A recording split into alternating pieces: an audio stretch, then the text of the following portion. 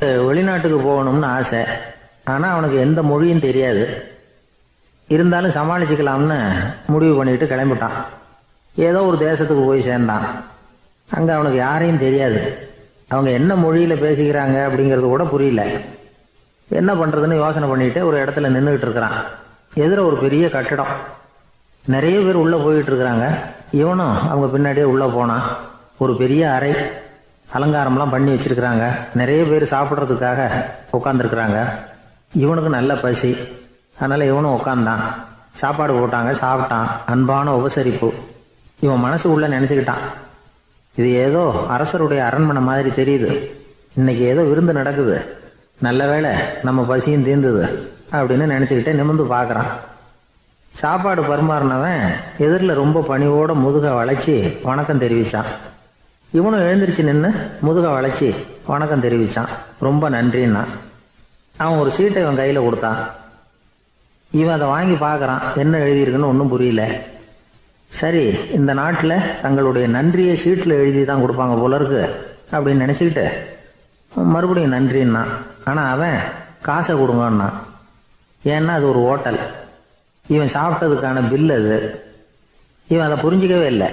நன்றின்னு அந்த சீட்டில் எழுதி கொடுக்குறாங்க போல இருக்கு அப்படின்னு நினச்சிக்கிட்டு அதை வாங்கி சட்டை பையில் பத்திரமா வச்சுக்கிட்டு பரவாயில்லைங்க ரொம்ப மகிழ்ச்சின்னா.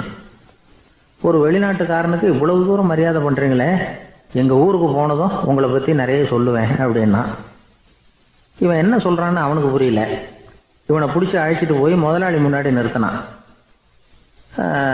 நாம் சொன்னதில் இவனுக்கு ரொம்ப பெருமையாக இருக்கணும் போல இருக்கு, அதுதான் பெரிய இடத்துக்கு அழைச்சிட்டு வந்திருக்கிறான் அப்படின்னு இவன் நினச்சிக்கிறான். அவரும் பில்லுக்கான பணத்தை கொடுங்கிறாரு. பரவாயில்லைங்க ரொம்ப மகிழ்ச்சி நன்றிங்கிறான் இவன். அவரு பார்த்தார், இவனை நீதிமன்றத்துக்கு அனுப்பி வச்சுட்டார். இவன் என்ன நினச்சிக்கிட்டான், நம்மளை இந்த ஊர் ராஜா முன்னாடியே அழைச்சிக்கிட்டு வந்து நிறுத்தி இருக்கிறாங்க போல இருக்கு, என்ன ஒரு பெருந்தன்மை அப்படின்னு நினச்சிக்கிறான். நீதிபதி சொன்னார், சாப்பிட்டதுக்கான பணத்தை கொடுத்துரு, இல்லைன்னா அதுக்கான தண்டனை அனுபவிக்க வேண்டி இருக்கும்னார். ராஜாவே நமக்கு நன்றி சொல்கிறாரு போல இருக்கு அப்படின்னு நினச்சிக்கிறான் இவன். என் மகிழ்ச்சிக்கு எல்லையே இல்லைங்க அப்படின்னா. அவர் பார்த்தார், இவனுக்கு தண்டனை கொடுக்க வேண்டியது தான் அப்படின்னு முடிவு பண்ணார். உடனே தீர்ப்பு எழுதினார். இவனை கழுதையில் பின்புறமாக உட்கார வைங்க, இவன் ஒரு மோசடிக்காரன் அப்படின்னு ஒரு போர்டு எழுதி அவன் கழுத்தில் மாட்டுங்க, அப்புறம் அந்த கழுதையை ஊர் பூரா விரட்டுங்க அப்படின்னார். இவனுக்கு தான் மொழி புரியலையே, ஏதோ நடக்குது அப்படிங்கிறது மட்டும் புரியுது. எல்லாரும் சேர்ந்து இவனை ஒரு கழுதை மேலே உட்கார வச்சாங்க. ஓஹோ, நம்மளை பாராட்டி ஒரு ஊர்வலம் நடத்துகிறாங்க போல இருக்கு அப்படின்னு நினச்சிக்கிறான் இவன். எல்லாரும் சத்தம் போட்டுக்கிட்டே கையை தட்டிக்கிட்டு கழுதை பின்னாடி ஓடி வர்றாங்க. இவனுக்கு ரொம்ப உற்சாகமாக இருக்குது. எல்லாருக்கும் கை கூப்பி வணக்கம் சொல்லிக்கிட்டே போகிறான். கூட்டத்தில் திடீர்னு ஒரு தெரிஞ்ச முகம் தெரியுது. அவனுடைய தேசத்தை சேர்ந்த ஒரு ஆள் அவன். அவனை பார்த்து தான் இவனுக்கு ரொம்ப உற்சாகம். நம்ம ஊருக்கு போனதும் இங்கே நமக்கு கிடைச்ச மரியாதையெல்லாம் உண்மைதான்னு சொல்கிறதுக்கு ஒரு சாட்சியும் கிடைச்சிட்டுது அப்படின்னு நினச்சிக்கிறான். அவனை பார்த்து கத்தனான், நல்லா பார்த்துக்க, இந்த ஊர் மக்கள் எனக்கு எப்படிப்பட்ட வரவேற்பு கொடுக்குறாங்கங்கிறத நல்லா கவனிச்சுக்கோ அப்படிங்கிறான். அவனுக்கு அவமானமாக போட்டுது. தலையை குனிஞ்சுக்கிட்டே நழுவி போயிட்டான். இவன் பார்த்தான், அவன் தலை தெரியல. ஆகா, அவனுக்கு நம்ம மேலே பொறாமை போல இருக்கு, அதனால தான் காணாமல் போயிட்டான் அப்படின்னு நினச்சிக்கிறான். இப்படி ஒரு வேடிக்கை கதையை பெரியவங்க சொல்கிறது உண்டு. கதை வேடிக்கையாக இருந்தாலும் இதில் உள்ள கருத்து என்ன தெரியுமா? அந்த கழுதை மேலே உட்காந்துருக்கிறானே, அது மாதிரி தான் நாமளும் அகங்காரங்கிற கழுதை மேலே உட்காந்துக்கிட்டு இருக்கோமா. நாமளும் கிட்டத்தட்ட அதே மாதிரி பிரம்மையில் தான் இருக்கிறோமா. என்ன நடக்குதுங்கிறதே புரியறதில்லை. அகங்காரத்தில் பேசுகிறவனுக்கும் சித்த சுவாதீனம் இல்லாமல் பேசுகிறவனுக்கும் அதிக வித்தியாசம் இருக்கிறதில்ல. அது மாதிரி ஒருத்தன் தன்னுடைய வீட்டை சுற்றி சேற்றை வாரி அரைச்சிக்கிட்டு இருந்தானா. அந்த வழியாக வந்த ஒரு பெரியவர் அதை பார்த்துருக்கார். என்னப்பா பண்ணிகிட்டு இருக்கிற அப்படின்னு கேட்டாரான். கழுதைகளை விரட்டிக்கிட்டு இருக்கிறேன் அப்படின்னானா. இங்கே கழுதைகளே காணுமே அப்படின்னாரான் அவரு. அதுதான் ஏற்கனவே விரட்டி விட்டனே அப்படின்னானா இவன்.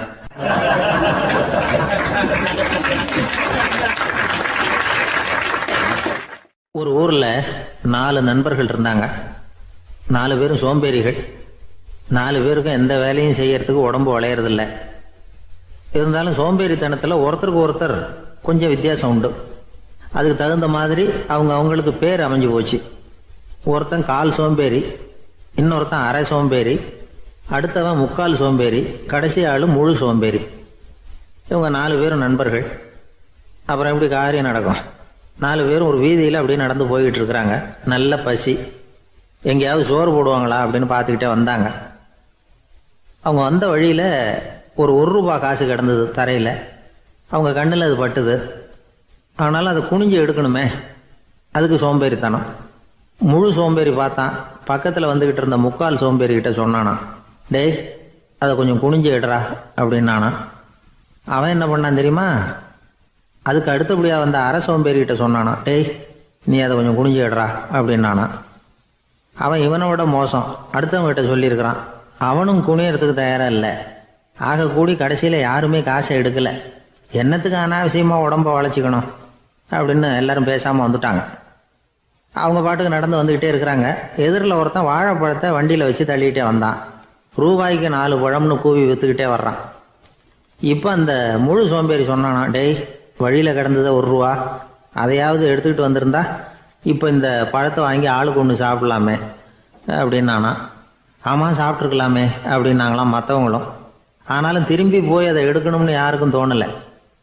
பேசாமல் சோர்ந்து போய் நடந்து வந்தாங்களாம். இருட்டி போச்சு. வழியில் ஒரு கோவில். சரி இங்கேயே படுத்து தூங்குவோம் அப்படின்னா ஒருத்தன். அதுதான் சரின்னாங்க மற்றவங்களும். அப்படியே மண்டபத்தில் படுத்துட்டாங்க.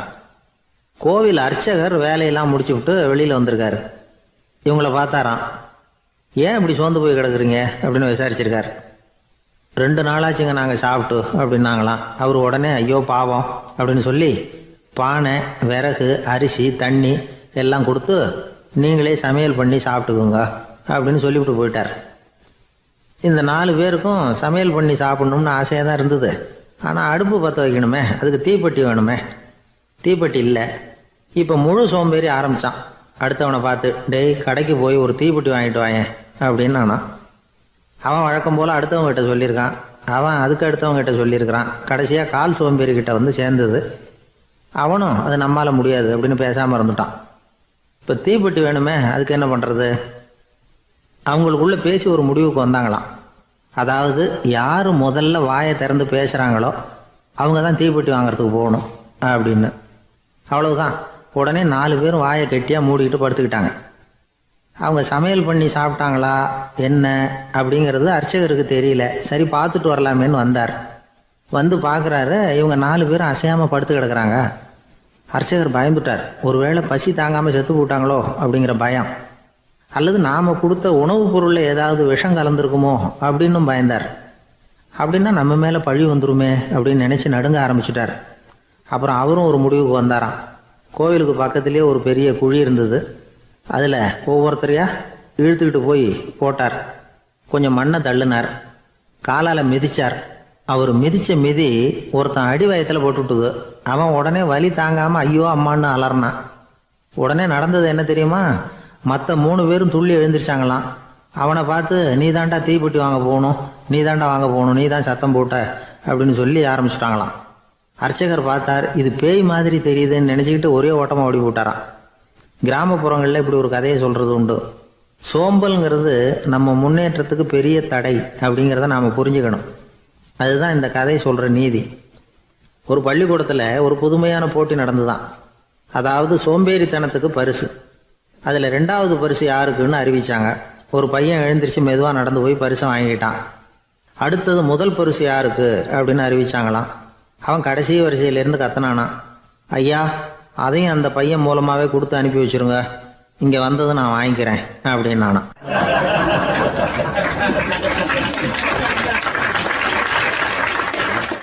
ஒரு ஊரில் ஒரு ராஜா இருந்தார். அவர் ஒரு நாள் காலையில் அரண்மனையில் மேல் மாடத்தில் வந்து நின்றுக்கிட்டு இருந்தார்.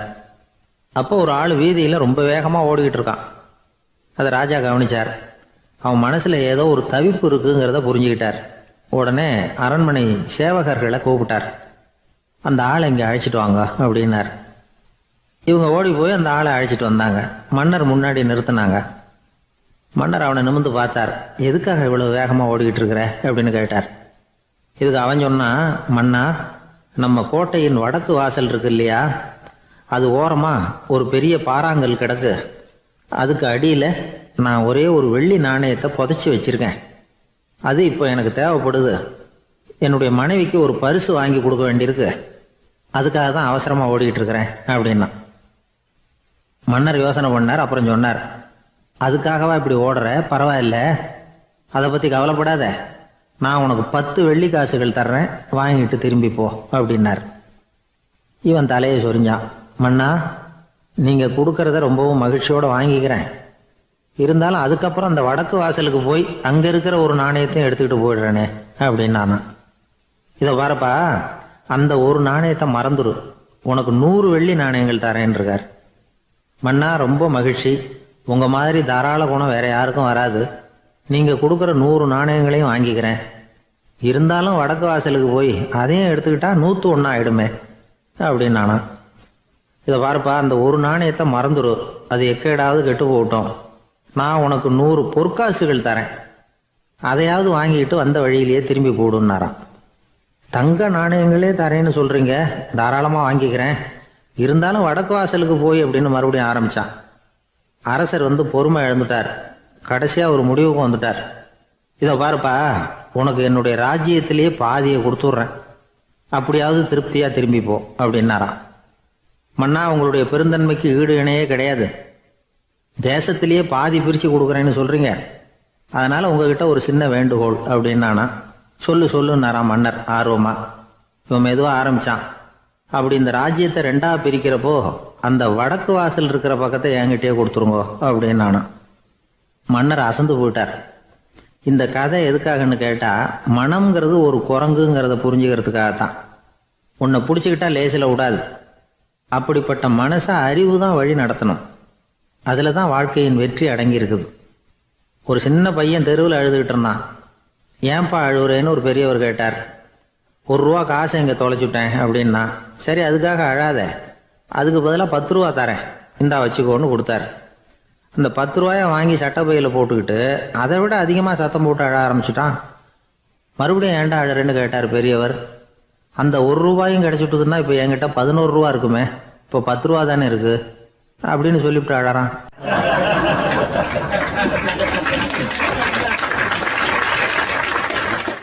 என்னுடைய நண்பர் ஒருத்தர், அவருக்கு ஜாதகத்தில் நம்பிக்கை உண்டு. அவரே ஜோசியம்லாம் பார்ப்பார். என்ன சார், இந்த காலத்தில் இதையெல்லாம் நம்பிக்கிட்டு இருக்கீங்களே அப்படின்னு கேட்டால், உங்களுக்கு ஒன்றும் தெரியாது சார். இந்த உலகத்தில் ஒவ்வொருத்தரும் அவங்கவங்க செய்கிற நல்லது கெட்டதுக்கு தகுந்த பலனை அனுபவிச்சே தீரணும் பார். அது மட்டும் இல்லை, ஒருத்தர் செத்துட்டா கூட அவன் செஞ்ச பாவ புண்ணியங்கள் கூடவே போய்கிட்டு இருக்கோம் பார். அது எப்படி கூட போவோம் அப்படின்னு குதர்க்கமாக கேட்டால், அதுக்கு அவர் ஒரு கதை சொன்னார். அது ரொம்ப சுவாரஸ்யமாக இருந்தது. அது என்ன கதைன்னா, ஒரு ஊரில் ஒருத்தர் இருந்தாராம். அவர் ஜோசியம் பார்க்குறதுல ரொம்ப கெட்டிக்காரரான். ஒருத்தருடைய தலைமுடியை மட்டும் அவர்கிட்ட காட்டினா போதும், அதை மட்டும் பார்த்துட்டு அவருடைய ஜாதகத்தையே அலசி விடுவாராம். அப்பேற்பட்ட திறமை. அந்த ஆள் ஒரு சமயம் கன்னியாகுமரி கடற்கரைக்கு போயிருந்திருக்கார். அங்கே கரை ஓரமாக ஒரு மண்டை ஓடு கிடந்திருக்கு. அதை எடுத்து பார்த்துருக்கார். அந்த மண்டை ஓட்டை வச்சுக்கிட்டு அதோட ஜாதகத்தை அலசியிருக்கார். இந்த மண்டை ஓட்டுக்கு உரிய ஆசாமி வாழ்க்கையில் ரொம்ப கஷ்டப்பட்டிருக்கணும், நிறைய கஷ்டத்தை அனுபவிச்சிருக்கணும். அது தாங்க முடியாமல் தான் கடலில் விழுந்து தற்கொலை பண்ணிகிட்டு இருக்கான் அப்படிங்கிறத அவர் கணிச்சுட்டார். இருந்தாலும் இந்த மண்டை ஓடு இன்னமும் அனுபவிக்க வேண்டியது பாக்கி இருக்கு அப்படிங்கிறத அவர் உணர்ந்தாராம். அது சரி, ஒருத்தன் உயிரோடு இருக்கிற வரைக்கும் நல்லது கெட்டதை அனுபவிக்க முடியும், செத்ததுக்கு அப்புறமும் பாக்கி இருக்குன்னா அதை எப்படி அனுபவிக்கிறது? இந்த மண்டை ஓட்டுக்கு இன்னும் கொஞ்சம் பாக்கி இருக்குங்கிறது அவருக்கு புரிஞ்சதே தவிர அதோட அர்த்தம் என்னங்கிறது சரியாக விளங்கலை. சரி, இதை இன்னும் கொஞ்சம் விவரமாக ஆராய்ச்சி பண்ணுவோம் அப்படின்னு நினச்சிக்கிட்டு அதை தன்னுடைய வீட்டுக்கு எடுத்துகிட்டு போயிட்டார். அந்த மண்டை ஓட்டை ஒரு பெட்டியில் வச்சு பூட்டினார். தன்னுடைய தனி அறையில் அதை பத்திரமா வச்சுக்கிட்டார். தினமும் ராத்திரி ஆனதும் தன்னுடைய மனைவியை பார்த்து, நீ போய் பூஜை அறையில் தனியாக படுத்துக்க அப்படின்னு சொல்லிவிட்டு தினம் ராத்திரி 12 மணிக்கு பெட்டியை திறந்து அவர் பார்ப்பார். மண்டை ஓடு அப்படியே இருந்ததே தவிர இன்னும் கொஞ்சம் பாக்கி இருக்குங்கிறதுக்கு அர்த்தம் அவருக்கு விளங்கலை. அந்த மண்டை ஓட்டுக்கு இன்னும் என்ன பாக்கி இருக்க போகுது? எப்படியோ ஒரு 10 நாள் போச்சு. அந்த வீட்டம்மாவுக்கு சந்தேகம் வந்துட்டுது. நம்ம வீட்டுக்காரரு நம்மளை தனியாக ஏன் தூங்க சொல்கிறார் அப்படிங்கிற சந்தேகம். உடனே பக்கத்து வீட்டு அம்மா கிட்ட விஷயத்தை சொல்லியிருக்கிறாங்க. அந்த அம்மா உடனே, நீ கவலைப்படாத, நான் கண்டுபிடிச்சி சொல்கிறேன் அப்படின்னு சொல்லிவிட்டாங்களாம். அன்னைக்கு ராத்திரியே ஜன்னல் வழியாக எட்டி பார்த்துருக்குறாங்க. இந்த ஆள் மண்டை ஓட்டை கையில் வச்சுக்கிட்டு அது திருப்பி திருப்பி பார்த்துக்கிட்டு இருக்கிறான். அதை பார்த்துட்டாங்க. மறுநாள் காலையில் அவரோட மனைவியை பார்த்தாங்க. ஏம்மா, உன் வீட்டுக்காரருக்கு நீ முதல் மனைவியா ரெண்டாவது மனைவியா அப்படின்னு கேட்டாங்களாம். எனக்கு தெரிஞ்ச வரைக்கும் நான் ஒருத்தி தான் அவருடைய மனைவி அப்படின்னாங்களாம் அவங்க. அப்படி இல்லை, நீ அவருக்கு ரெண்டாவது மனைவி. முதல் மனைவியின் மண்டை ஓட்டை தான் அவர் தினமும் ராத்திரியில் எடுத்து பார்த்துக்கிட்டு இருக்கிறார் அப்படின்னாங்க அடுத்த வீட்டு அம்மா. அப்படியா விஷயம் அப்படின்னு சொல்லிவிட்டு கணவன் வீட்டில் இல்லாத நேரமாக பார்த்து அந்த மண்டை ஓட்டை எடுத்து கொண்டாந்து ஒரு உரல்ல போட்டு உலக்கையால் குத்தி நொறுக்க ஆரம்பிச்சிட்டாங்க. வெளியில் போயிருந்த அந்த ஆள் அப்போ தான் உள்ளே நுழைஞ்சார். மண்டை ஓடு உலக்கை கிட்ட குத்து வாங்கிட்டு இருக்கு. அது அனுபவிக்க வேண்டியது இன்னும் கொஞ்சம் பாக்கி இருக்குங்கிறதுக்கு அர்த்தம் எனக்கு இப்போ தான் புரிஞ்சுது அப்படின்னாராம் அவர். இந்த கதையிலேருந்து நாம் இன்னொரு நீதியையும் புரிஞ்சுக்கணும். அதாவது நம்ம வீட்டை பற்றி நமக்கு புரியாததெல்லாம் அடுத்த வீட்டுக்கு.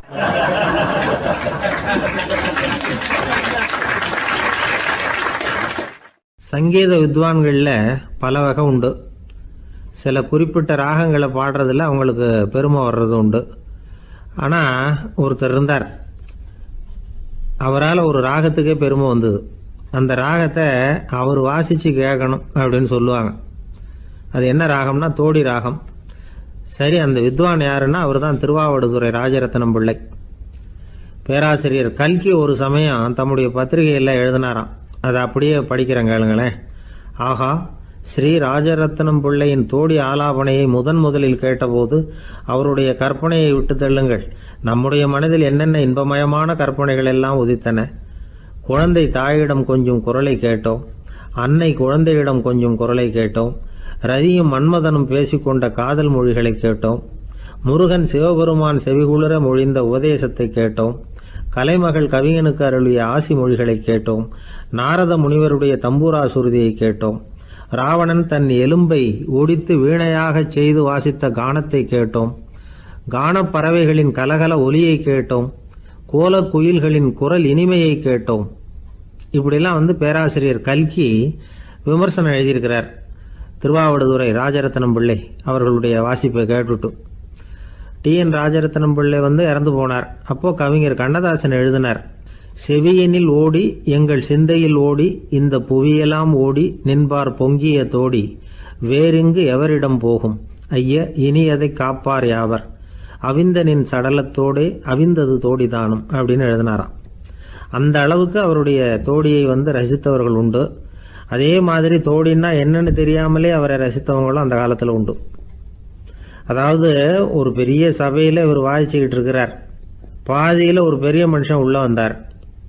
அவர் உடம்புல பட்டு வேஷ்டி, ஜருகை, அங்கவஸ்திரம், வாயில் வெத்தலை, வாசனை புகையில, காதில் வைரக்கடுக்கன், கழுத்தில் தங்க சங்கிலி, கை விரல் பூரா மோதிரம், கையில் ஒரு வெள்ளி வெத்தலை புட்டி, உதவிக்கு 2 பேர் பக்கத்தில். இவ்வளவு பந்தாவோடு வரார் கச்சேரி கேட்கறதுக்கு.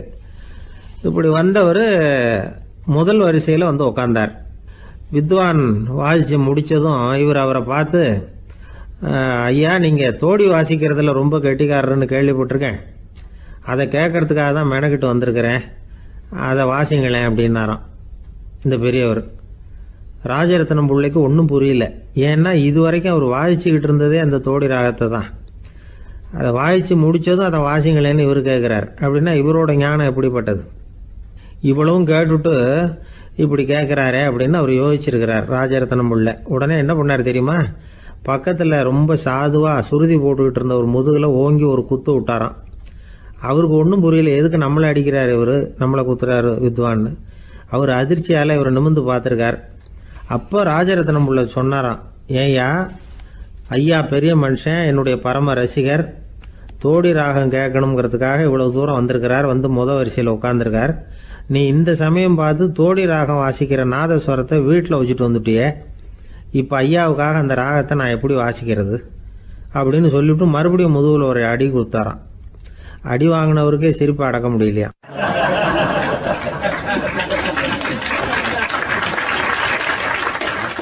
ஒரு ஊரில் ஒரு ஆள் இருந்தான்.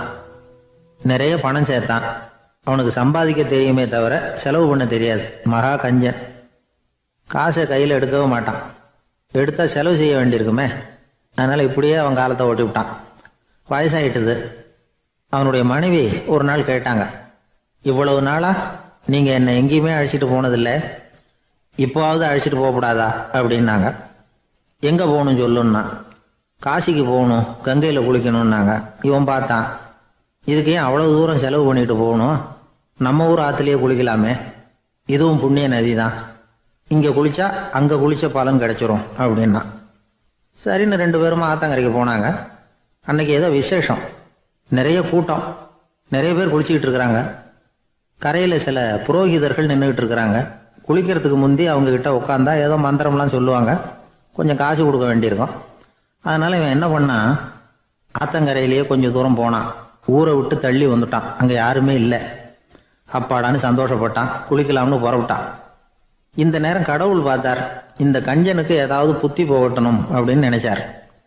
உடனே ஒரு புரோகிதர் மாதிரி உருவத்தை மாற்றிக்கிட்டு அந்த ஆள் முன்னாடி வந்து நின்னார். அவனுக்கு அதிர்ச்சி, இங்கே யாருமே இருக்க மாட்டாங்கன்னு நினச்சா இங்கேயுமே ஒரு ஆள் வந்துட்டாரு, என்ன பண்ணுறதுன்னு யோசனை பண்ணான். புரோகிதர் உருவத்தில் இருந்த கடவுள் சொன்னார், இதை பாருங்க, இன்னைக்கு விசேஷ நாள், நீராடுறதுக்கு முன்னாடி சுயகல்பம் பண்ணிக்கிறது ரொம்ப நல்லது அப்படின்னார். என்கிட்ட பணம் எதுவும் இல்லையேன்னா. பரவாயில்ல, அப்புறமா கொடுங்க, வாங்கிக்கிறேன். ஆனால் ஒன்று, எவ்வளவு கொடுப்பீங்கிறத மட்டும் இப்போவே சொல்லி கொடுங்க அப்படின்னார். இவன் ரொம்ப யோசனை பண்ணான். ஒரு 10 பைசா தரேன் அப்படின்னா. சரின்னு ஒத்துக்கிட்டு எல்லா கிரியைகளையும் அவர் செஞ்சார். அதுக்கப்புறம் கணவனும் மனைவியும் ஆற்றுல குளிச்சாங்க. அவர் போயிட்டார். கொஞ்ச நாள் கழித்து அவன் வீட்டுக்கு வந்தார் கடனை வசூல் பண்ணுறதுக்கு. வாசலில் நின்றுக்கிட்டு இருந்த அவன் மனைவி இவரை பார்த்ததும் தயங்க ஆரம்பித்தாங்க. அந்த அம்மா கிட்ட விஷயத்த சொன்னார். அந்த அம்மா ஓடி போய் உள்ளே இருக்கிற தன்னுடைய கணவர்கிட்ட சொன்னாங்க. அவன் யோசனை பண்ணான், இப்போ வெளியில் போனால் அவனுக்கு 10 காசு கொடுக்க வேண்டியிருக்கும், அதனால் எனக்கு காய்ச்சல்னு அந்த ஆளுகிட்ட சொல்லிவிடு, இன்னொரு சந்தர்ப்பத்தில் என்னை வந்து பார்க்க சொல்லு அப்படின்னா. அந்த அம்மா போய் சொன்னாங்க. அப்படிங்களா, அப்படின்னா அவரை நான் உடனே போய் பார்க்கணுமே அப்படின்னு உள்ளே நுழைய ஆரம்பித்தார். அவங்க மறுபடியும் இருங்க தான் வரேன்னு சொல்லிவிட்டு உள்ள ஓடி விஷயத்த சொன்னாங்க. இது எதுடா வம்பா போச்சு அப்படின்னு பார்த்தான். மனைவியை கிட்டத்தில் கூப்பிட்டான். இதோ பாரு, ஜன்னி கண்டு நான் இறந்து போயிட்டதா சொல்லிவிடு அப்படின்னா சொன்னாங்க. புரோகிதர் பார்த்தார். அப்படின்னா ஒரு வழியாக இருந்து அவருடைய இறுதி சடங்குகளையும் நானே முடிச்சுட்டு போயிடுறேன் அப்படின்னார். உள்ளே இருந்தவன் யோசனை பண்ணான், அந்த ஆள் என்னை விடமாட்டான் போல இருக்கு, அதனால் ஒரு சவப்பெட்டியில் என்னை வச்சு தூக்கிக்கிட்டு மயானத்துக்கு போங்க, பார்த்துக்கலாம் அப்படின்னா. புரோகிதரும் விடுற மாதிரி இல்லை, கூடவே நடந்து போயிட்டு இருக்கிறார். அங்கே இறக்கி சடங்குகளை முடிச்சுட்டு தீ வைக்கிற நேரம் பொட்டிக்குள்ளே இருந்த நம்ம ஆள் அலறி அடிச்சுட்டு வெளியில் ஓடி வந்தான். புரோகிதர் உருவத்தில் இருந்த கடவுள் சிரிச்சார், தன்னுடைய சுய உருவத்தை காட்டினார். அதுக்கப்புறம் அவனை கூப்பிட்டு, இதை பாருப்பா, ஏன் இப்படி அல்லாடுற, ஏதாவது வர வேணும்னா கேள் தரேன் அப்படின்னார். அவன் யோசனை பண்ணான். பகவானே, ஒரே ஒரு வரம் தான் உங்ககிட்ட கேட்கணும்னா. என்ன வேணும் கேளுன்னார். அந்த 10 பைசா தட்சணையை தள்ளுபடி பண்ணால் போதும் அப்படின்னா. கடவுளும் சரின்னு சொல்லிட்டு போயிட்டார். இப்படி ஒரு கதையை சுவாமி சிவானந்தர் சொல்லியிருக்கிறார். செல்வந்தர்கள் பல பேர் இப்படித்தான் இருக்கிறாங்க, தாங்களும் அனுபவிக்க மாட்டாங்க, அடுத்தவங்களுக்கும் கொடுக்க மாட்டாங்க. இது மாதிரியான கஞ்சர்களுக்கு இந்த உலகம் இல்லை அந்த உலகம் இல்லைங்கிறார் அவர். இந்த கதையில் கடவுள் கடன் வசூலுக்கு வந்தது மாதிரி நம்ம ஊர் ஆள் ஒருத்தன் இன்னொருத்தர்கிட்ட 10 பைசா கடன் கொடுத்துட்டான். திருப்பி வாங்கறதுக்கு நடையா நடக்கிறான். கடைசியாக கேட்டான், நீ எப்போதான் கடனை திருப்பி தரப்போற, அதை முடிவாக சொல்லுன்னா. வர்ற வியாழக்கிழமை கண்டிப்பாக கொடுத்துருவேன் அப்படின்னானா அவன். அன்னைக்கு நான் ஊரில் இருக்க மாட்டேனே அப்படின்னானா இவன். அதனால் என்ன, நானும் தான் அன்னைக்கு ஊரில் இருக்க மாட்டேன் அப்படின்னானா.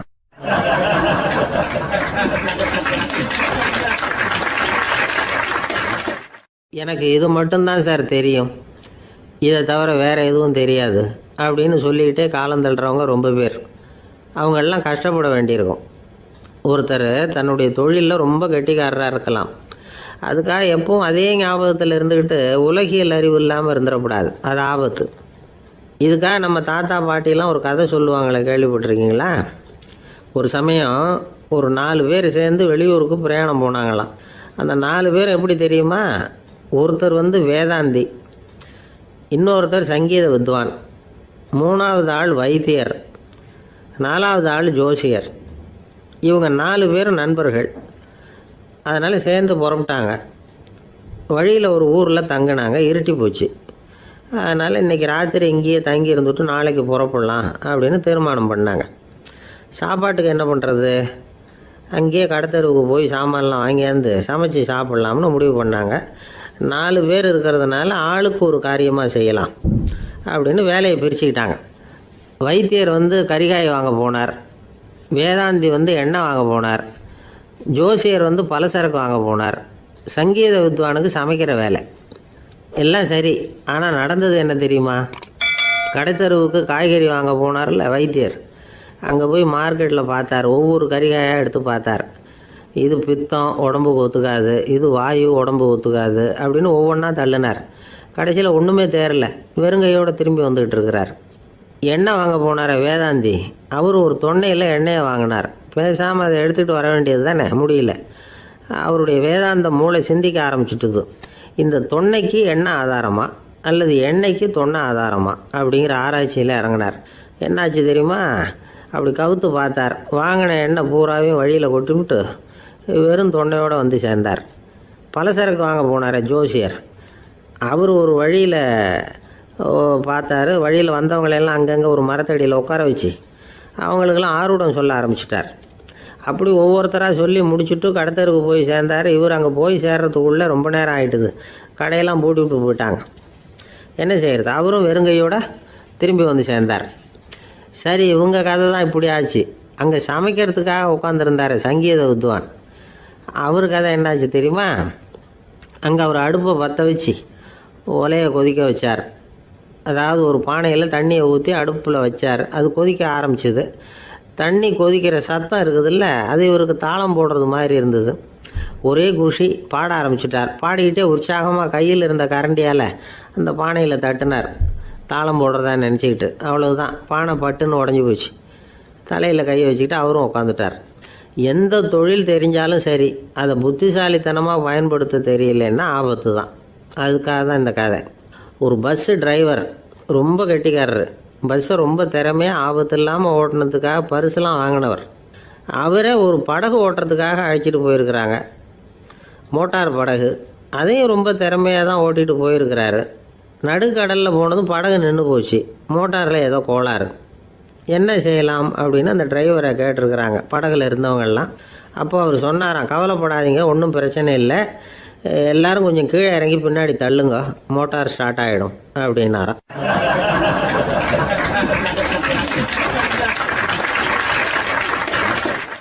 ஒரு ஊரில் ஒரு இளைஞன் இருந்தான். ஒரு நாள் அவன் ஒரு குருவை தேடிக்கிட்டு புறப்பட்டான். ஊரை விட்டு வெளியில் போனான். போகிற வழியில் ஒரு காடு. அந்த காட்டில் ஒரு மரத்தடியில் ஒரு பெரியவர் உட்காந்துருக்கிறார். அமைதியாக மௌனமாக அவர் அமர்ந்திருக்கிறார். இந்த பெரியவரை விசாரிக்கலாம், குருவை தேடி கண்டுபிடிக்கிறதுக்கு இவர் ஏதாவது ஒரு வழி சொல்லி கொடுப்பார் அப்படின்னு நினச்சிக்கிட்டு அவர் நெருங்கினான். ஐயா, எனக்கு ஒரு குரு தேவை, எங்கே கிடைப்பார்? அவரை எப்படி அடையாளம் கண்டுபிடிக்கிறது? அதை பற்றி ஏதாவது விவரம் சொன்னீங்கன்னா நான் கண்டுபிடிச்சிக்குவேன் அப்படின்ட்டுருக்கான். பெரியவர் நிமிர்ந்து பார்த்தார். தம்பி, அது ரொம்ப சுலபம். அவர் வயசானவராக இருப்பார், என்னை விட சுமார் 30 வயசு அதிகமாக இருக்கும். அவர் ஒரு மரத்தடியில் தான் உட்காந்துருப்பார் அப்படின்ட்டுருக்கான். சரிங்க பெரியவரே, அது என்ன மாதிரியான மரம், எப்படி இருக்கும் அப்படின்னு கேட்டிருக்கான். பெரியவர் அந்த விவரங்களையும் சொல்லியிருக்கிறாரு. அது மட்டும் இல்லை, சந்திக்கிற நாள், நேரம், வினாடி முதற்கொண்டு எல்லா விவரங்களையும் துல்லியமாக சொன்னாராம். இவ்வளவு விவரங்களை இவரால் எப்படி சொல்ல முடியுது அப்படின்னு இவனுக்கு ஆச்சரியம். இருந்தாலும் அந்த பெரியவர் கடைசியாக ஒரு விவரம் சொன்னார். அது என்ன தெரியுமா? எப்படியும் நீ அவரை சந்திக்கிறதுக்கு ஒரு 30 வருஷம் ஆகும் அப்படின்னு சொல்லிவிட்டாராம். ரொம்ப நன்றிங்க பெரியவரே அப்படின்னு சொல்லிவிட்டு அந்த இளைஞன் புறப்பட்டுருக்கான். இப்போ அவனுக்கு குரு பற்றின விவரம் எல்லாம் கிடச்சிட்டுது, சந்திக்கிற நேரமும் தெரிஞ்சுட்டுது. ஆனால் 30 வருஷம் அவரை தேடி அலைய வேண்டியிருக்குமே. அவன் தேட ஆரம்பித்தான். காடு மலை எல்லாம் சுற்றி அலைஞ்சான். பல வருஷங்கள் தேடினான், அழுத்து போயிட்டான். கடைசியில் அவனுக்கும் வயசாகிட்டுது. கடைசியில் தன்னுடைய சொந்த ஊருக்கே திரும்பி போய்கிட்டு இருந்தான். அங்கே ஒரு மரத்தடியில் அவன் தேடிக்கிட்டு இருந்த குருநாதர் கிடைச்சார். யார் அவருன்னா, 30 வருஷத்துக்கு முன்னாடி வழி சொல்லி கொடுத்தாருல அதே பெரியவர். அவருக்கு இப்போ 30 வயசு அதிகமாக இருந்தது. அதே மரம். அன்னைக்கு பெரியவர் சொன்ன அடையாளம் இப்போ பொருத்தமாக இருந்தது. இப்போ அந்த பெரியவர் சொன்னார், சரியாக வந்து சேர்ந்துட்டேன், வா, உனக்காக தான் நான் இவ்வளவு காலமும் காத்துக்கிட்டு இருந்தேன் அப்படின்னாரான். என்ன சொல்கிறீங்கன்றிருக்கான். 30 வருஷத்துக்கு முன்னாடி என்கிட்ட வந்தியே, அப்போவே என் காலம் முடிஞ்சு போயிருந்தது. அப்போவே என்ன உனக்கு அடையாளம் தெரியல, அதனால் இவ்வளவு காலம் உனக்காக காத்துட்ருக்கும்படி ஆகிட்டுது அப்படின்னாராம். ஐயா, அப்போவே நீங்கள் சொல்லியிருக்கலாமே, இதுதான் 30 வருஷம் கழித்து நீ சந்திக்க போகிற இடம், நான் தான் உன்னுடைய குரு அப்படின்னு சொல்லியிருக்கலாமே அப்படின்ட்டுருக்கான். அந்த பெரியவர் சிரிச்சுக்கிட்டே இதுக்கு பதில் சொன்னாராம், நான் எவ்வளவோ விவரமாக தான் சொன்னேன், நீ சரியாக புரிஞ்சிக்கல. காரணம், அப்போ நீ போதுமான அளவுக்கு பக்குவம் பெற்றிருக்கவில்லை. அதனால் புரியும் சக்தி இல்லாமல் போயிட்டுதப்போ 30 ஆண்டு காலம் நீ அலைஞ்சி தெரிஞ்சிருக்கிற. அது காரணமாக இப்போ உனக்கு அந்த பக்குவம் வந்துட்டுது. அதனால தான் அடையாளம் காண முடிஞ்சது, நானே உன்னுடைய குரு அப்படின்னாராம். இதுலேருந்து என்ன தெரியுதுன்னா, ஆன்மீகத்தில் மாணவனாக சேர்றதுக்கு கூட ஒரு பக்குவத்தன்மை தேவைப்படுது. ஒரு பெரிய ஞானி, அவர்கிட்ட சீடனாக இருக்க ஒருத்தன் வந்தான், எதிரில் நின்னான். ஞானி அவனை வெகு நேரம் உற்று பார்த்தார். அப்புறம் சொன்னார், சீடனாக இருக்கிறது ரொம்ப சிரமம்னார். நான் தயாராக இருக்கிறேன்னா. அது இன்னமும் சிரமமாச்சே, இங்கே குருவாக இருக்கிறது மட்டுமே சுலபம் அப்படின்னாராம். அப்படின்னா நான் குருவாகவே ஆயிடுறேன் அப்படின்னானா. இது போலவே இந்த காலத்தில் கதை ஒன்று உண்டு. ஒரு பள்ளிக்கூடத்தில் வகுப்பு ஆசிரியர் மாணவனை திட்டிக்கிட்டு இருந்தார். டேய், நீ 100க்கு 10 மார்க்கு தான் வாங்கிட்டு இருக்க. இவ்வளவு மோசமாக நீ படித்தா கடைசியில் மாடு மேய்க்கிறது கூட லாய்க்கு இல்லாதவனா ஆகிடுவேன். அதுக்கப்புறம் என்ன செய்ய போகிறேன் அப்படின்னாராம். பையன் தலையை சொரிஞ்சிக்கிட்டே சொன்னானா, சார் அப்படின்னா ஒன்று செய்கிறேன் அப்படின்னானா. இவர் கேட்டிருக்கார், என்ன செய்ய போகிறேன்னு. வேற என்ன சார், உங்களை மாதிரி ஒரு ஆசிரியர் ஆகிடுறேன் அப்படின்னானா.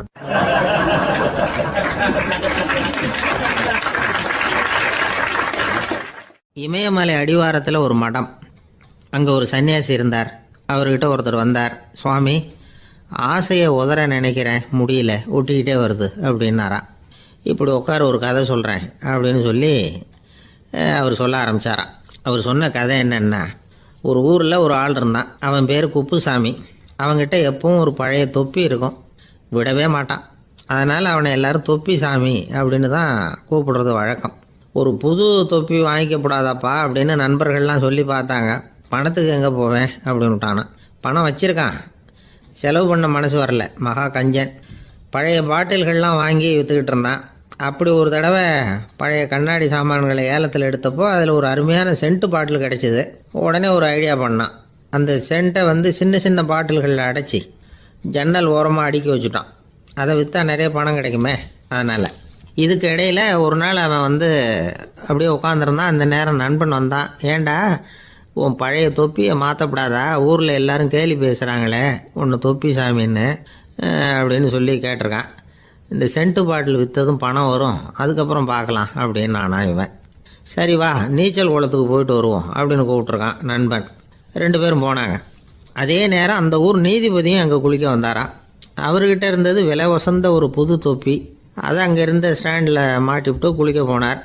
இதுக்கிடையில் குப்புசாமி குளிச்சுட்டு வந்தான். அவனுடைய பழைய தொப்பியை காணலை. அந்த புது தொப்பியை பார்த்தா இது நண்பனுடைய வேலை தான் அப்படிங்கிறதாக புரிஞ்சுக்கிட்டு அதை எடுத்து மாட்டிகிட்டு வந்துட்டான். நீதிபதி குளிச்சுட்டு வந்து பார்க்குறாரு, தொப்பியை காணும். போலீஸில் புகார் கொடுத்தார். அவங்க தேடினாங்க. ஒரு மூலையில் பழைய தொப்பி கிடச்சிது. அடடா, இது நம்ம குப்புசாமியோட தொப்பி இல்லையா அப்படின்னு நானா ஒருத்தன். உடனே அவன் வீட்டுக்கு தேடிட்டு போயிருக்காங்க. அங்கே போய் பார்த்தா புது தொப்பி அங்கே இருக்குது. உடனே அவனுக்கு 1000 ரூபா அபராதம் போட்டாங்களாம். அவன் பணத்தை கட்டிவிட்டு ரொம்ப எரிச்சலோடு வீட்டுக்கு வந்தான். பழைய தொப்பி கண்ணில் பட்டது. மறுபடியும், உன்னால் தானே எனக்கு 1000 ரூபா நஷ்டம் அப்படின்னு சொல்லி அதை எடுத்துக்கிட்டு அப்படி போயிருக்கான். அந்த ஊர் குளத்தில் வீசி எரிஞ்சிட்டு வந்துட்டான். அது மீன் பிடிக்கிற ஒருத்தன் கையில் சிக்கிச்சு. அவன் வர்ற வழியில் அதை எடுத்து வேகமாக வீசி எறிஞ்சான். அது நேராக குப்புசாமி வீட்டு ஜன்னல் வழியாக உள்ளே இந்த சென்ட்டு பாட்டில்கள் மேலே விழுந்து எல்லாம் உடஞ்சி நொறுங்கி போச்சு. குப்புசாமி பார்த்தான். தோட்டத்தில் ஆழமாக ஒரு குழியை வெட்டினான். அந்த தொப்பியை போட்டான், மூடிவிட்டான். இதை அடுத்த வீட்டுக்காரன் பார்த்தான். ஏதோ புதையல் தான் வச்சுருக்கான் போல இருக்குன்னு நினச்சான். போலீஸில் போய் புகார் கொடுத்துட்டான். மறுபடியும் போலீஸ் குழியை தோண்டினாங்க. பழைய தொப்பி மறுபடியும் வெளியில் வந்தது. எல்லோரும் சிரிக்கிறாங்க. அன்னைக்கு ராத்திரியே அந்த தொப்பியை எடுத்துக்கிட்டு நேராக புறப்பட்டான். ஒரு கல்லில் அதை சேர்த்து கட்டி குடிநீர் தொட்டி இருக்கும்ல, அதில் போட்டுட்டு வந்துட்டான். இனிமேல் என்ன பண்ணும் பார்ப்போன்னு. ஒரு நாள் திடீர்னு குழாயெல்லாம் அடைப்பட்டு போச்சு. மாநகராட்சி அலுவலர்கள் என்னன்னு பார்த்தா அந்த பழைய தொப்பி குழாயை அடைச்சிக்கிட்டு இருக்குது. இது குப்புசாமியோட தொப்பிங்கிறது தான் எல்லாருக்கும் தெரியுமே. உடனே குடிநீரை பாழாக்கணத்துக்காக குப்புசாமிக்கு கோர்ட்டு 2500 ரூபா அபராதம் போட்டுவிட்டுது. அதையும் கட்டிவிட்டு வெளில வந்தான். கடைசியாக முடிவு பண்ணான். ஒரு நெருப்பு குச்சியை கிழிச்சான். தொப்பியை கொளுத்தினான். எரிஞ்சுது. எடுத்து வெளில எரிஞ்சான். கொஞ்ச நேரத்தில் தீ அணைப்பு படம் வந்துட்டுது. ஆமாம், இவன் எடுத்து எரிஞ்சது வெளியில் விழுந்து வீட்டு கூரையே பற்றிக்கிட்டு எரிய ஆரம்பிச்சுட்டுது. அவனோட பணத்தாசையும் அதோடு சேர்ந்து எரிஞ்சு போச்சான். இப்படி ஒரு கதை. இந்த கதையை சொல்லி முடித்தார் அந்த இமயமலை அடிவாரத்தில் இருந்த சன்னியாசி. இப்போ அந்த குப்புசாமி எங்கே இருக்கிறான்னு கேட்டார் எதிரில் இருந்தவர். இதோ உன் எதிரிலே இருக்கிறான், நான் தான் அந்த குப்புசாமி அப்படின்னாரான் அந்த சன்னியாசி. அந்த குப்புசாமி கிட்ட இருந்தது மாதிரி ஒரு பழைய தொப்பி நம்ம ஒவ்வொருத்தர்கிட்டையும் உண்டு. அதை எப்படி தொலைக்கிறதுன்னு தெரியாமல் தடுமாறிக்கிட்டு இருக்கிறோம். அது என்ன தொப்பிங்கிறீங்களா? அதுதான் நம்மை சூழ்ந்திருக்கிற மாயை அப்படிங்கிறார் சுவாமி சின்மயானந்தர். மெய்ஞானம் கிடைக்கிறப்போ மாயை எரிஞ்சு போகும் அப்படிங்கிறது அவருடைய கருத்து. நம்மால் ஒருத்தர் வேகமாக ஓடி வந்தார். காலில் மாட்டியிருந்த பழைய செருப்பு ரெண்டையும் ஆவேசமாக தூக்கி ஒரு கிணத்துல போட்டுட்டு வெறுங்காலோடு நடந்து வந்துக்கிட்டு இருக்கிறார். ஏன் அப்படி பண்ணீங்க அப்படின்னு கேட்டோம். அந்த செருப்புக்கு சொந்தக்காரன் பின்னாடி வந்துக்கிட்டு இருக்கிறான், அதனால் அப்படி பண்ணேன் அப்படிங்கிறார் இவர்.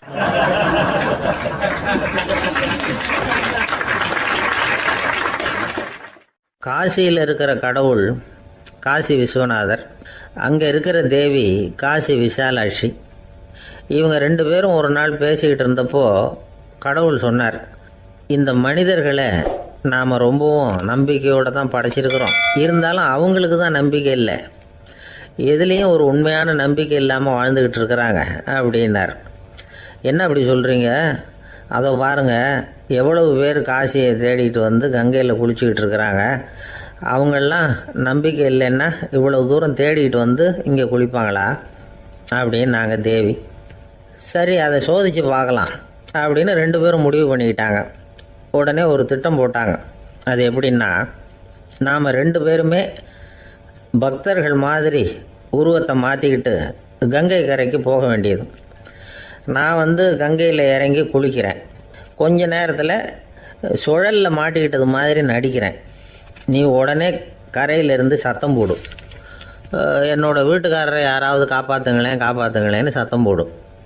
அதோடு இன்னொன்று சொல்லு, யாராவது ஒரு புண்ணிய ஆத்மா அவர்கிட்ட போய் அவருடைய முடியை பிடிச்சி இழுக்கணும். அப்படி ஒரு சாபம் இருக்குது எங்களுக்கு. புண்ணிய ஆத்மா, அதாவது எந்த பாவமும் செய்யாத இல்லாத ஒருத்தர் தான் அவரை காப்பாற்ற முடியும். அப்படிப்பட்டவங்க யாராவது வெள்ளத்தில் குதித்து என்னுடைய கணவரை காப்பாற்றுங்கோ அப்படின்னு நீ சத்தம் போடு, கூச்சல் போடு, என்ன நடக்குதுன்னு பார்க்கலாம் அப்படின்னார் கடவுள். சரின்னு சொல்லி ரெண்டு பேருமா சாதாரண பக்தர்கள் மாதிரி கங்கை கரைக்கு சேர்ந்தாங்க. அவர் இறங்கி குளித்தார். திட்டம் போட்டது மாதிரியே சுழலில் மாட்டிக்கிட்டது மாதிரி கத்துனார். கரையில் இருந்த அந்த அம்மா, ஐயோ என் கணவரை காப்பாற்றுங்களேன், யாராவது காப்பாற்றுங்களேன்னு கத்துனாங்க. பல பேர் ஓடி வந்தாங்க. உடனே இவங்க, பாவம் இல்லாத புண்ணிய ஆத்மா ஒருத்தரால் தான் என்னுடைய கணவர் காப்பாற்றப்படணுங்கிறது விதி, அப்படி ஒரு சாபம் இருக்குது, அதனால் புண்ணிய ஆத்மா யாராவது அவர்கிட்ட போய் அவர் முடியை பிடிச்சி தூக்குனா அவரை காப்பாற்றி போடலாம் அப்படின்னாங்க. இவங்க இப்படி சொன்னதும் எல்லாரும் திகைச்சு போய் நின்றுட்டாங்க. ஒவ்வொருத்தருக்கும் அவங்க செஞ்ச பாவம்லாம் ஒவ்வொன்றா ஞாபகத்துக்கு வர ஆரம்பிச்சுட்டுது. சரி, இதுக்கு நாம் லாயக்கு இல்லை அப்படின்னு சொல்லி ஒதுங்கி போக ஆரம்பிச்சிட்டாங்க எல்லாம். இந்த சமயத்தில் யாரோ ஒருத்தர் வேகமாக ஓடி வந்தார். ஆற்றுல குதித்தார். அவர்கிட்ட போனார், முடியை பிடிச்சார், தூக்கினார், அவரை காப்பாற்றி கரைக்கு கொண்டுட்டு வந்துட்டார். அப்படி காப்பாற்றின அந்த ஆளை இவங்க ரெண்டு பேரும் தனியாக கூப்பிட்டுக்கிட்டு ஒரு மண்டபத்துக்கு வந்துட்டாங்க. விசாரிக்கிறாங்க. நீ யாரப்பா அப்படின்னு கேட்குறாங்க. ஏதும் தெரியாத மாதிரி, நான் இந்த ஊர் அன்ன சத்திரத்தில் வேலை செய்கிற ஒரு சமையல்காரன் அப்படிங்கிறார். நீ கங்கையில் குளிக்கிறது உண்டான்னு கேட்டிருக்காங்க. நான் இந்த ஊர்லேயே தான் இருக்கிறேன், இருந்தாலும் தினமும் கங்கையில் குளிக்கிறது இல்லை, எப்பாவது ஒரு நாள் அங்கே குளிப்பேன் அப்படின்னார். கங்கையில் மூழ்கி எழுந்திரிச்சா பாவம்லாம் தொலையும்னு சொல்கிறாங்க. அப்படி இருக்கிறப்போ அங்கே இன்றைக்கி கங்கையில் குளிச்சுக்கிட்டு இருக்கிறவங்கெல்லாம் தங்களை புண்ணிய ஆத்மாவாக நினைக்கல. கங்கையில் குளிக்காத நீ உன்னை புண்ணிய ஆத்மாவாக நினச்சி என்னை காப்பாற்ற வந்திருக்கிற, அது எப்படி அப்படின்னு கேட்டார். அதுக்கு அந்த ஆள் சொல்கிறான், கங்கையில் குதித்ததுக்கு அப்புறம் தானே உங்களை காப்பாற்ற போகிறோம், அப்படி குதிக்கும் பொழுது என்னுடைய பாவம்லாம் போயிருக்கும்ல, நான் புண்ணிய ஆத்மாவாக ஆயிருப்பேனே, அதனால தான் துணிஞ்சு உங்களை காப்பாற்றினேன் அப்படின்னா. கடவுளும் தேவியும் அவனுக்கு காட்சி கொடுத்தாங்களாம். இப்படி ஒரு கதை உண்டு. அதாவது கங்கையில் குளிச்சுக்கிட்டு இருக்கிறவங்களுக்கே தங்களுடைய பாவம் போகுங்கிற நம்பிக்கை பரிபூர்ணமாக இல்லை. குளிக்காத ஒருத்தனுக்கு அந்த நம்பிக்கை இருந்தது. அதனால் அவனால் கடவுளை பார்க்க முடிஞ்சது.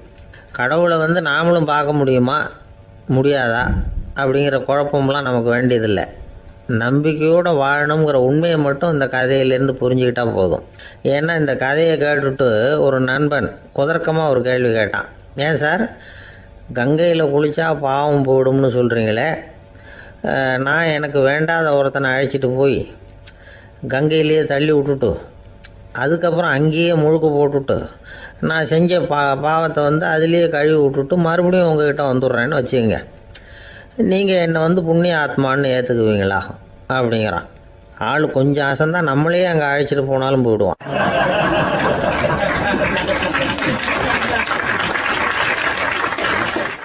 வாழ்க்கையில் சில சந்தர்ப்பங்களில் நாம் சில அவமானங்களை சந்திச்சே தீர வேண்டியிருக்கு. என்ன பண்ணுறது, காலம் அப்படி. அவமானப்படுறவங்க உடனே அடங்கி போய்டுறது தான் உலக வழக்கம். அவமானப்பட்டால் உடனே சீறி எழறவங்களும் உண்டு. ஆனால் அதையே ஒரு சவாலாக எடுத்துக்கிட்டு முன்னுக்கு வர்றவங்களும் சில பேர் இருக்கிறாங்க. அவங்க ரொம்ப அபூர்வம். இன்றைக்கி மனோதத்துவ நிபுணர்கள்லாம் என்ன சொல்கிறாங்க தெரியுமா? அவமானப்பட்டுட்டா உடனே அடங்கி போயிடக்கூடாதான்.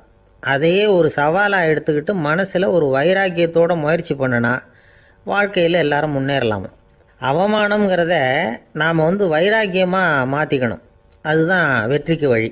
ராமர் இந்த பூமியில் பிறந்ததே ஒரு வைராக்கியத்தினால தான் சார் அப்படின்னார் ஒருத்தர். எப்படிங்க அது அப்படின்னு கேட்டேன். அவர் சொன்னார், தசரதருக்கு ராமர் குழந்தையாக பிறக்கணும், அப்போ தான் இங்கே இருக்கிற கஷ்டங்கள்லாம் நீங்கும் அப்படின்னு சர்வ லோகமும் எதிர்பார்த்துக்கிட்டு இருக்குது. ஆனால் அவர் எப்போ பிறப்பார் அப்படின்னு யாருக்கும் தெரியல. அந்த காரியம் சீக்கிரம் நடக்கணுமே, அதுக்கு என்ன பண்ணுறது? நாரதர் வந்தார் ஒரு நாள் தசரதரை தேடி. தசரதா, உனக்கு ஒரு செய்தி தெரியுமான்னு ஆரம்பித்தார். அவர் எப்பவும் இப்படித்தானே ஆரம்பிக்கிறது வழக்கம். என்ன விஷயம்னு கேட்டார் தசரதர். தசரதா, நீ அடிக்கடி உன்னோட தேரில் ஏறிக்கிட்டு தேவலோகத்துக்கு போகிற, அங்கே போகிற வர்ற எல்லாம் பண்ணிகிட்ருக்க, எல்லாம் சரி. தேவலோகத்துலேயும் உன்னை நல்லபடியாக தான் வரவேற்கிறாங்க. தேவேந்திரன் உன்னை பிரியமாக அழைச்சிட்டு போய் தன்னுடைய அரியாசனத்திலேயே தனக்கு பக்கத்திலேயே உட்கார வைக்கிறான். நீயும் சந்தோஷமாக உட்காந்து பேசிவிட்டு வந்துடுற. ஆனால் நீ இங்கே வந்ததுக்கு அப்புறம் அங்கே என்ன நடக்குது தெரியுமா உனக்கு அப்படின்னாரான் நாரதர். என்ன நடக்குது எனக்கு ஒன்றும் தெரியலையே அப்படின்னாரான் தசரதர். நாரதர்கிட்ட கிட்டத்தில் கேட்டிருக்கார், கொஞ்சம் சொல்லுங்கள் என்னது அப்படின்னு. அவர் நெருங்கி வந்தாரான் நாரதரும். மெதுவாக அவர் காதோட காதாக சொன்னாராம். அதாவது நம்ம பாஷையில் சொல்லப்போனால் பற்ற வைக்கிறார். நீ அங்கே தேவேந்திரங்கிட்ட உட்காந்து பேசிவிட்டு வந்த பிறகு நீ அங்கே உட்காந்துருந்த அரியாசனத்தை தண்ணி ஊற்றி கழுவி சுத்தப்படுத்துகிறாங்க. நீ என்ன அந்த அளவுக்கு சுத்தம் இல்லாத ஆளா, தினம் குளிக்காமையாக இருக்கிற அப்படின்னாராம். தசரதருக்கு இது ரொம்ப அவமானமாக போயிட்டுது. அப்படியே செய்கிறாங்க அப்படின்னாராம். ஆமாம், நீ வேணும்னா நான் சொல்கிறது உண்மையாக இல்லையா அப்படின்னு சோதனை பண்ணி பார்த்துக்கோ அப்படின்னாரான் நாரதர். உடனே தசரதர் இதுக்காகவே புறப்பட்டு தேவலோகம் போனார். அங்கே வழக்கம் போலவே இவரை கூப்பிட்டு உட்கார வச்சு பேசிக்கிட்டு இருந்தான் தேவேந்திரன். கொஞ்ச நேரம் பேசிக்கிட்டு இருந்துட்டு சரி நான் கிளம்புறேன்னு புறப்பட்டார். சரி, அவனும் வாசல் வரைக்கும் வழி அனுப்பி வச்சுட்டு உள்ளே போயிட்டான். தசரதர் வெளியில் கொஞ்ச நேரம் மறைஞ்சி இருந்துட்டு மெதுவாக